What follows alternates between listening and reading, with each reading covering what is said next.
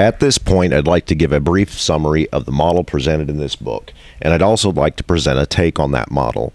But first, let's go back to documentary hypothesis. Many of you are probably aware of the proposed connections between the biblical flood myth and the Garden of Eden story and the Epic of Gilgamesh.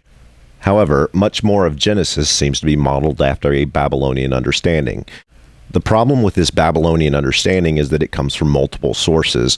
In fact, it comes from too many sources. So the question has been, how was this transmitted into the Torah? And the answer so far has been documentary hypothesis, that essentially the Torah was the result of a slow process of collection where these multiple sources eventually made it into the Bible. This has been the prevailing thought for the last 150 years. What we can call the Gmirkin model, based on his book, presents an entirely different mode of transmission revolving around the Library of Alexandria. The author proposes that one single Babylonian creation text was transmitted into the Genesis story. The book, The Babylonian History, written by Berosus, essentially recorded all the Babylonian creation and religious traditions and refined them to his more contemporary understanding. The Genesis authors took part of Berosus as fact, but they refined it, rejecting some portions and offering a polar opposite understanding on other facets. This would put the creation of the book of Genesis around 273 BCE. The second part of his model revolves around another author named Manetho. The author wrote an Egyptian history. Often Egyptian history is overlooked, but it appears that this book also made it into the Torah in what would be the book of Exodus. Again, Jewish scholars accepted parts of it, rejected others, and offered a polar opposite understanding on other facets.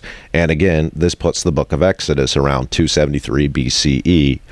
Gmirkin presents his model in a way that is thoroughly researched. It will take me a considerable amount of time to get through all the information he presents, and at this point I simply don't have the knowledge required to argue against him.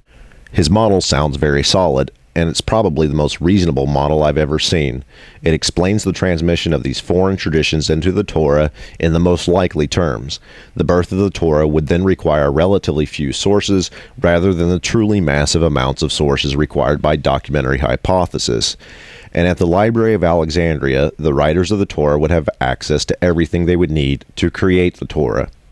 Now, Gmirkin does not stop with these two sources. Rather, he presents some evidence that seems to overwhelmingly support his hypothesis.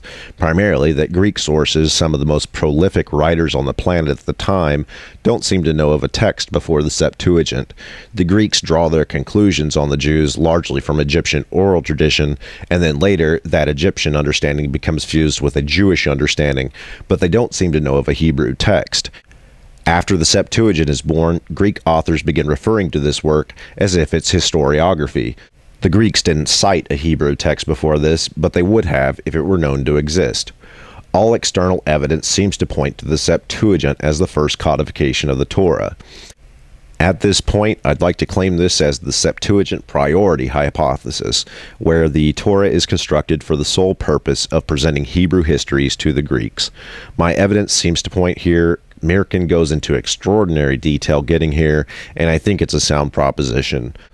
Biblical minimalism is a typical term for this type of scholarship, but that term is loaded with problems, and my proposition and the Gmirkin model excludes many facets of the broader minimalist context. So I think we need a new term for this type of proposition, and my suggestion would be Septuagint priority hypothesis.